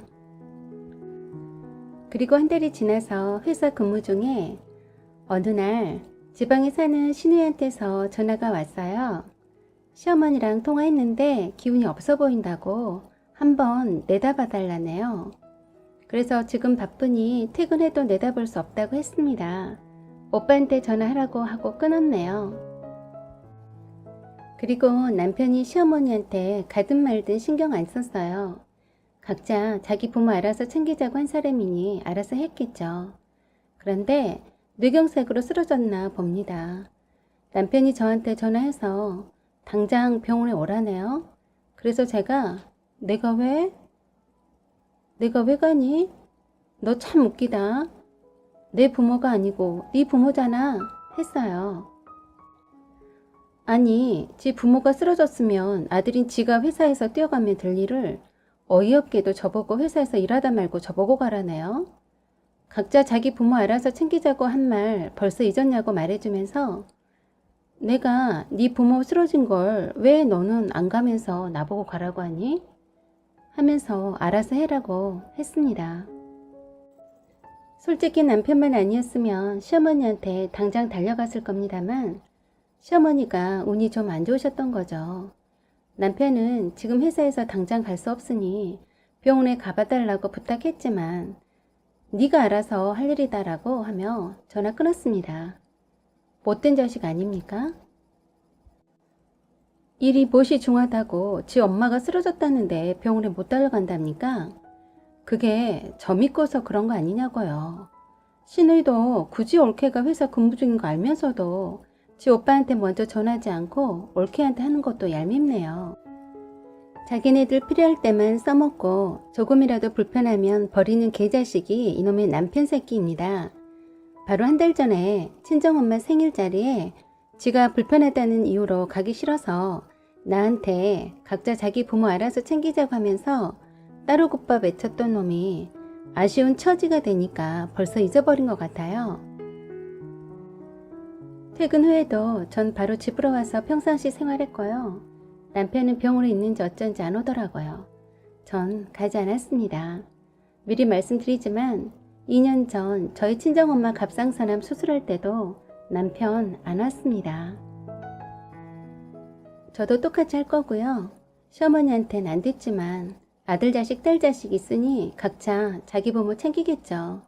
뇌경색으로 입원한 시어머니를 남편이 자기랑 돌아가면서 연차 내고 병간호 하자고 하는데 싫다고 했더니 지방에 있는 시누이가 올라와서 병간호 하더라고요. 남편 덕분에 제가 편해졌네요. 뇌경색 후유증으로 혼자 살기 어렵다고 하던데 감히 모시고 살자는 말은 안 하네요. 무슨 궁리를 했는지 요양보호사 붙여놓고 알아서 잘 하더라고요. 시누이한테도 오빠가 따로 국밥 하자고 했다고 말해주었습니다. 남편이 시어머니 병원에 한 번을 안 내다본다고 저보고 지독한 X라고 하더라고요. 그래서 제가 너는 친정엄마 병원에 있을 때 한 번이라도 와본 적 있었니? 했더니 말을 못하더군요. 너 평생 장애인 네 엄마 모시고 잘 살아라 했습니다. 그리고 집 전세기간 끝나자마자 친정언니 집 근처로 이사갔어요. 남편 짐은 시어머니가 살던 집으로 보냈습니다. 이혼 서류까지 함께 보냈습니다. 위자료로 전세금과 적금통장 포기한다는 것과 양육비 지급 조건으로 빠른 합의 이혼하자고 했고요. 남편이 그렇게 싫어하는 친정 식구들하고 매일 함께 살다시피 하고 있습니다. 빨리 이혼하고 개운하게 살고 싶습니다. 제가 이혼하자고 하고 이사도 친정언니 집 가까운 데로 가버리고 하니 당장의 뇌경색 후유증으로 장애가 있는 시어머니를 돌볼 사람이 필요한데 아주 난감한 것 같았습니다. 그 문제로 시누이랑 남편이랑 다툰 모양인 듯 합니다. 어쨌거나 따로 국밥 하자던 남편 고생 좀 하겠네요. 남편이 각자 자기 부모 챙기자고 안 했으면 얼마나 저를 들들 볶았을까요? 심호 아픈 상황이지만 웃음이 나오네요. 남편아, 따로 국밥 하자고 해서 고마워. 난 우리 애들 잘 키울게. 넌 장애인 네 엄마 병수발 잘하고 평생 잘 챙겨드려라. 혹시 아니? 장애 심호 병수발 해주며 모시고 살겠다는 미친 엑스 나타날지? 잘 가라 남편아. 여러분 응원해주세요. 사연은 여기까지입니다. 구독과 좋아요 눌러주세요. 사연 제보 받습니다. 편하게 이메일로 적어 보내시면 됩니다. 여러분, 부족한 저에게 많은 성원 보내주신 것 정말 감사드립니다. 많이 부끄럽고 부족한 점 많은데 조금씩 개선하려고 노력하고 있습니다. 감사합니다. 안녕하세요. 여러분들 코로나 때문에 집콕하시느라 힘드시죠? 저도 모처럼 다이어트 겸 건강관리 겸 해서 큰맘 먹고 수영장에 등록하고 딱 한 번 기초반 수업 받고 코로나19 사태가 터져서 아직까지 못 가고 있습니다. 수영장 등록하기도 참 어려웠어요. 7시 반부터 등록 접수 번호표 받으려고 새벽 5시부터 줄 서서 겨우 등록했습니다. 그런데 코로나19 때문에 휴일 신청했고 다시 취소 신청하려고 합니다. 그동안 수영장이 코로나19 때문에 지자체 공고사항으로 문을 닫았다가 다시 금방 문을 연다는 문자 날아온 것만 해도 서너 번 된 것 같아요.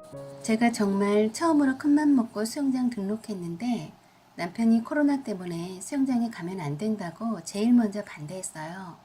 가장 큰 이유는 시골에 계신 시부모님이 나이가 많이 드셔서 자주 찾아뵈어야 하는데 혹시라도 바이러스가 전염되면 큰일이라는 이유에서였습니다. 아이들 개학도 연기되고 남편도 재택근무하고 있어요. 남편은 다 알만한 공기업 통신회사에 다니고 있는데 컴퓨터로만 업무 결제하고 핸드폰이나 사내망을 통해 충분히 업무가 가능한 것 같았습니다. 저는 아들내미 둘을 집에 데리고 있자니 힘들었는데 남편이 재택근무한다고 하니 남편 도움 받을 수 있을 것 같다는 생각에 정말 좋아했어요.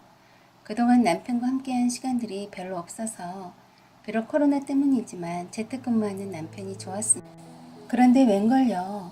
오전 중에 남편 서재에서 사내 직원들과 화상통화한다고 아들내미 뛰지 못하게 단속시키느라 바빴고 삼시세끼 바쁘게 밥상 차려놓으면 후딱 밥만 먹고 다시 서재로 들어가서 꼼짝도 않고 틀어박혀서 나오질 않습니다. 처음엔 남편이 업무 보는 중이라 방해될까봐 두 아들들 뛰지도 못하게 하고 쫓아다니며 닥달하기 바빴습니다.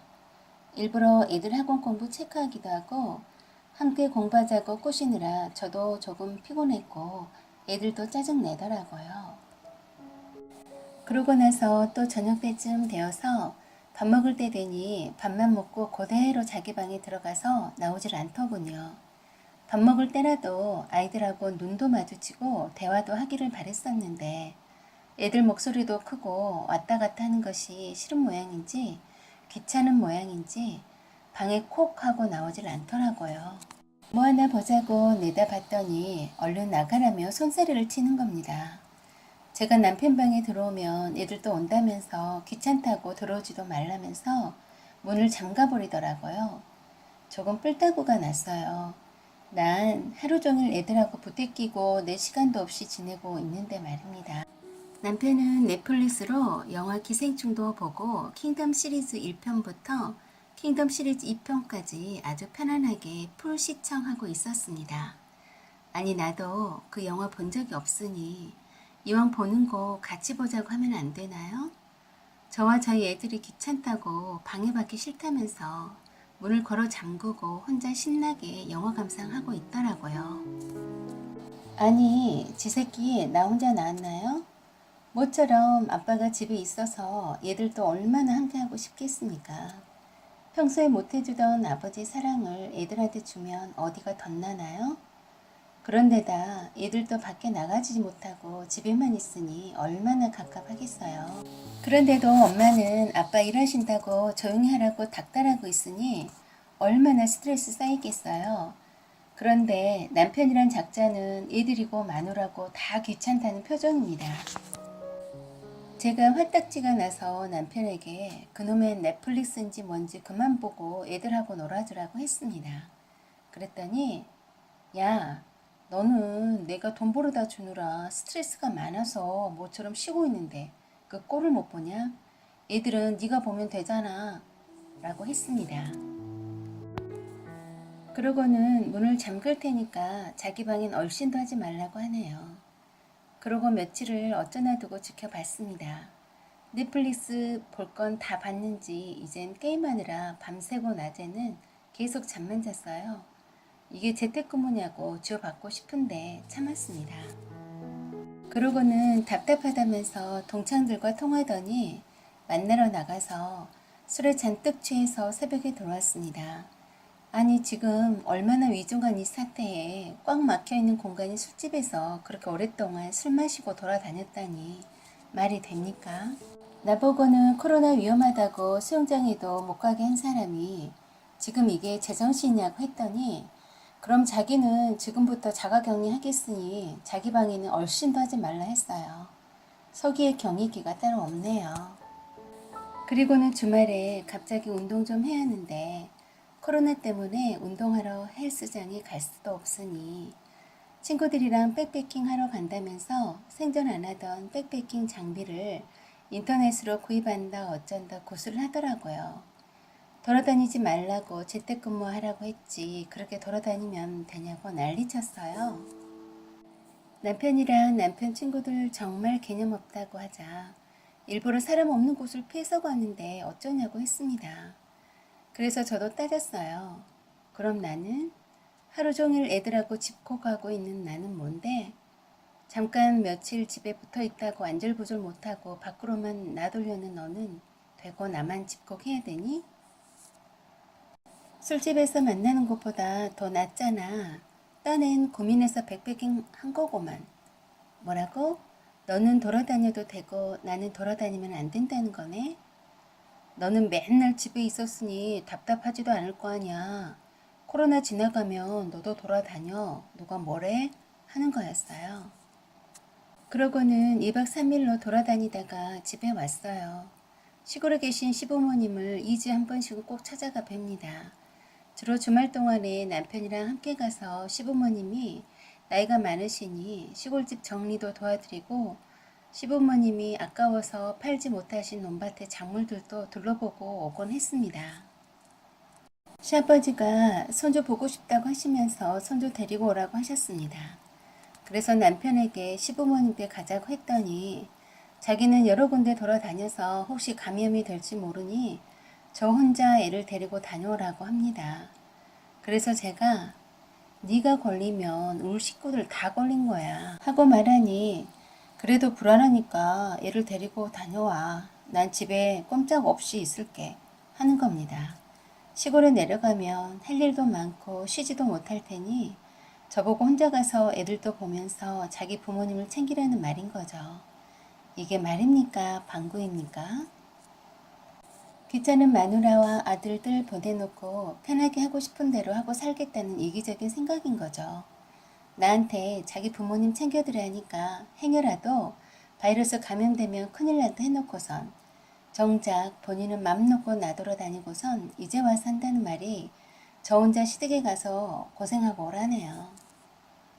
가기 싫어하는 남편을 억지로 끌고 갈 수는 없고 해서 할 수 없이 아들 둘을 데리고 시부모님께 갔습니다.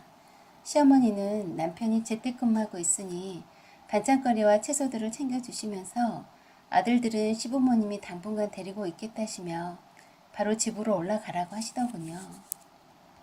남편은 제가 시댁에 내려갈 때 며칠 있다가 오라고 했어요. 자기 부모님을 잘 챙기고 오라는 말이죠. 참 뻔뻔스런 남편 아닌가요? 시댁에 도착하자마자 애들만 남겨놓고 시어머니 말씀 따라서 바로 집으로 올라왔습니다. 남편에겐 연락하지 않고 올라왔어요. 저희 집 아파트 주차장에 도착했을 땐 밤 11시가 넘어서였죠. 그런데 집엔 남편이 없더군요. 남편한테 전화했더니 제주도랍니다. 제주도에 재택근무하는 친구들끼리 모여서 여행도 하고 일도 하면서 힐링하러 왔다네요. 지금 이때 아니면 언제 또 제주도에 와보겠냐며 3일 정도 지내다 올 거라고 했어요. 집에 콕 붙어 있겠다더니 마누라와 애들이 없으니 심심했나 봅니다. 남편에겐 마누라와 애들은 안중에도 없고 오로지 자기밖에 모르네요. 지금 코로나19 때문에 사회적 거리를 두는 이 심각한 상황인데 재택근무자가 재택근무는 하지 않고 돌아다니면 밥줄 끊기는 거 아니냐며 당장 돌아오라고 하니까 또 그 지겨운 잔소리 한다며 자기는 건강한 사람이라 코로나19 따윈 무섭진 않다고 하더라고요. 지금 국가적으로나 세계적으로나 이번 코로나19도 경제적으로 많은 타격을 받고 있는 중대한 시점에서 개념 없이 돌아다닌다는 게 말이 되냐고 쓴소리 해도 소용없었습니다. 남편과 통화를 끝내고 나니 시어머니가 밤길 운전 조심해서 집에 잘 도착했는지 그 늦은 시각에도 주무시지 않고 걱정되시는지 전화 주셨습니다. 남편과 통화 끝낸 직후라 속상한 마음에 시어머니에게 남편이 그동안 이러저러 해놓으라고 넋두리처럼 쏟아냈어요. 재택근무한다면서 시부모님께도 안 간다고 한 사람이 이 시국에 친구들이랑 말 한마디 없이 제주도로 놀러 갔다고 했습니다. 참고로 집에서 하루 종일 씨름하는 저나 애들은 안중에도 없이 혼자만 즐기기에 바쁘다고 말씀드렸습니다. 코로나는 자기는 비껴갈 거라면서 저렇게 돌아다니는데 어머니 아버님 뵈러는 못 간다고 하면서도 제주도는 3일씩이나 이것저것 싸돌아다니다 온다니 걱정된다 했습니다. 그랬더니 시어머니께서 내가 그렇게나 네 와이프한테 잘해라 하고 일렀건만 아직도 자식이 있는 아비이면서 속을 못 차렸다시고 두고 봐라. 내 가만두지 않겠다고 하셨어요. 그리고는 시어머니가 그동안 아들 둘이 키우느라 힘들었으니 이참에 좀 푹 쉬라고 하셨어요. 애들 개학 때까지 손주들 데리고 있겠다고 하셨습니다. 남편도 애들도 없겠다. 남편한테 스트레스 좀 받았겠다 해서 할 수 있는 건 폭풍 인터넷 쇼핑 뿐이더라고요. 맨날 남편과 아이들 옷이나 물건만 사고 내 거는 눈팅만 하다 말았는데 나도 좀 돈 좀 쓸 줄 아는 여자란 걸 보여주고 싶었습니다. 갖고 싶었던 주방 식기류 한 번에 질렀고요. 집에서 입는 홈웨어부터 봄 신상 자켓과 구두 질러버렸습니다. 그리고 코로나가 지나면 꼭 친구끼리 해외여행 다녀와야지 하고 다짐도 했습니다. 그저 남편이 마누라와 애들을 조금만이라도 배려해주는 사람이기를 바라는 그 소박한 마음을 이제 더 이상 기대하지 말아야지 하면서 제 마음을 다독거렸네요. 그리고 1년에 2번씩은 나에게 보상을 하기로 했어요. 그 첫 번째로 평소에 늘 갖고 싶었지만 후덜덜한 가격 때문에 사지 못했던 카메라를 샀어요. 애들 아기 때부터 사진을 찍어 오다가 사진 찍는 재미에 푹 빠져 있었거든요. 카메라를 샀더니 스트레스가 확 풀리는 것 같았어요. 카메라를 곧 택배로 받을 생각하니 가슴이 뛸 정도로 기대되었습니다. 그렇게 저는 남편이 친구들이랑 제주도에 3일 동안 여행 가고 없을 때 인터넷 쇼핑하면서 시간 보냈습니다. 오직 나만을 위한 쇼핑이었죠. 그동안 남편은 제주도에 이곳저곳을 돌아다니며 인스타에 사진을 계속 올리고 유명 맛집에 만난 거 먹으면서 한껏 찍고 친구들과 맥주집에 가서 한껏 찍고 지랄을 하면서 잘도 돌아다니고 있더라고요. 누가 재택근무자라고 하겠어요. 제가 답답한 마음에 남편에게 재택근무하랬더니 신나게 놀고 자빠졌다고 광고하니 너 그러고도 회사에서 안 잘리니 당장 사진 내려라 했어요. 그랬더니 걱정마 멍충아 업무 시간 아닌데 올린 건 누가 뭐래 하는 겁니다. 그러고 3일 지나니 남편은 제주도에서 집으로 돌아왔어요. 저는 남편에게 나는 어딜 가서 맛있는 거 먹거나 좋은 건 먹을 땐 울 아들이랑 당신이 생각나던데 당신은 아무렇지도 않은가 보네.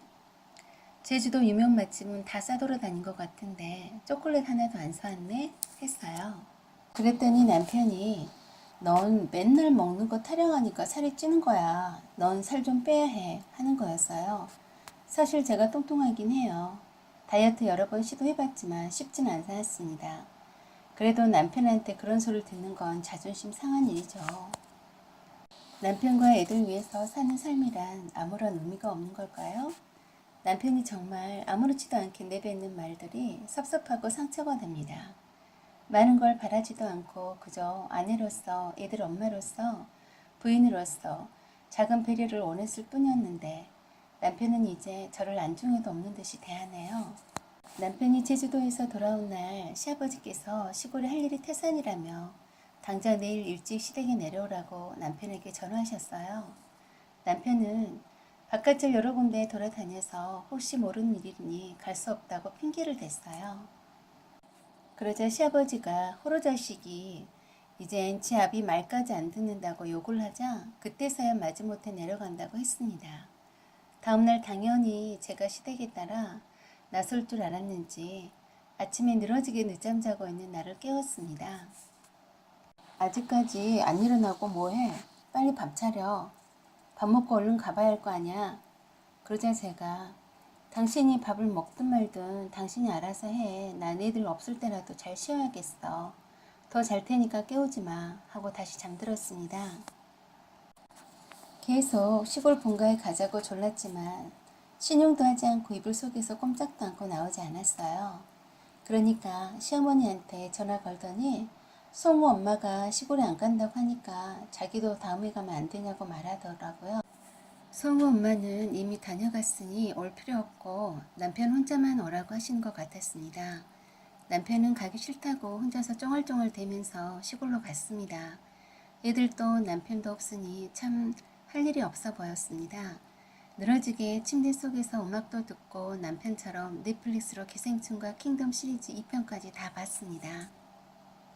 그리고 기다리고 기다리던 나에 대한 보상품이 카메라도 도착했어요. 날씨도 너무 화창한데 코로나라니 아파트 정원에 벚꽃이 이렇게 이쁘게 피어있는 줄 처음 알았습니다. 카메라 테스트 겸 해서 마스크 쓰고 단지 안을 한 바퀴 돌면서 사진을 찍었어요. 매일 혼자라도 카메라 들고 나와야겠다고 생각했습니다. 배달 음식도 제일 맛있어 보이는 걸로 시켜 먹고 유튜브 보면서 카메라 공부도 하면서 오롯이 나를 위한 시간을 알차게 가졌네요. 남편과 애들 걱정은 하지 않았습니다. 애들 아빠도 있고 시부모님 계시는데 걱정할 이유가 없죠. 이 지난 후 울 아들한테 전화가 왔어요. 목소리가 낭랑한 것 보니 아주 잘 지내는 것 같아 보였습니다. 오전에는 아빠가 회사 업무 볼 때 옆에서 아빠랑 같은 테이블에 둘러싸고 앉아서 학원 숙제도 하고 영어 공부도 함께 한다면서 막내도 아빠랑 앉아서 함께 책도 읽고 한다고 하면서 인증사진을 찍어서 보내왔어요.